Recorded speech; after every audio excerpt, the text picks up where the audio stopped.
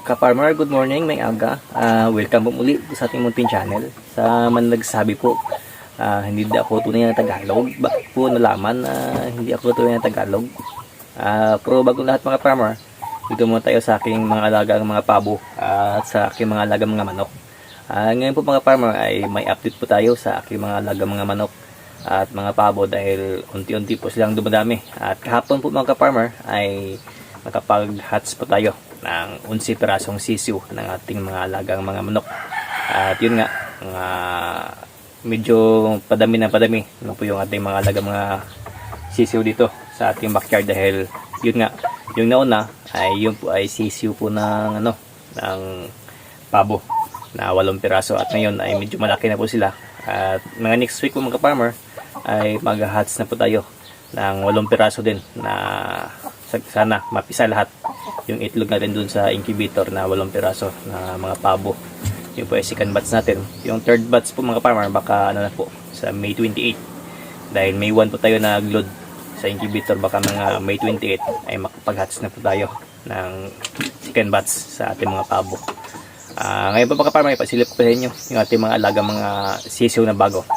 Okay po, for bagong lahat, paki-subscribe po ating munting channel at paki-like po ating video kung sakaling nagustuhan niyo po. Okay po mga ka-farmer, dito naman tayo sa ating mga alagang mga sisiw. Yan po mga farmer yung ating napisa kahapon. At yung isa mga farmer yung medyo basa pa, kainin na po yung umaga natin kinuha doon sa ating incubator. Yan po mga ka-farmer. At kaya paano ay medyo malusog po yung ating mga alagang mga sisiw. Yan.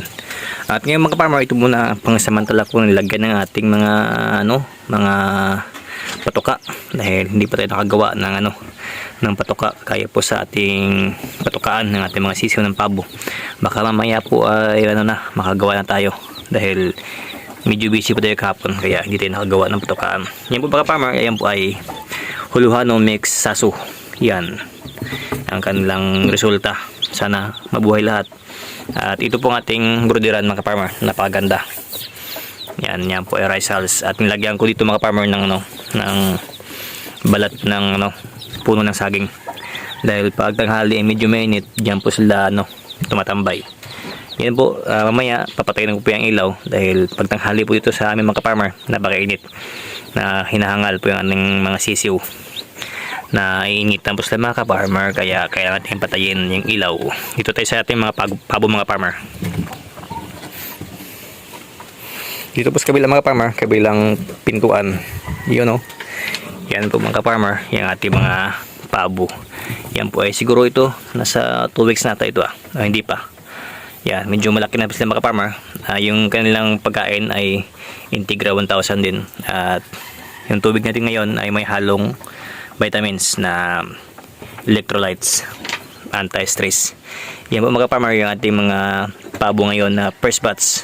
Sana tuloy-tuloy yung pagbadami natin. Yan, mga malulusog po yan mga farmer.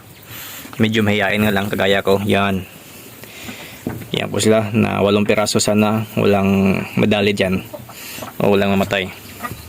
Yan po ay mga half na black Spanish at saka native na pabo natin.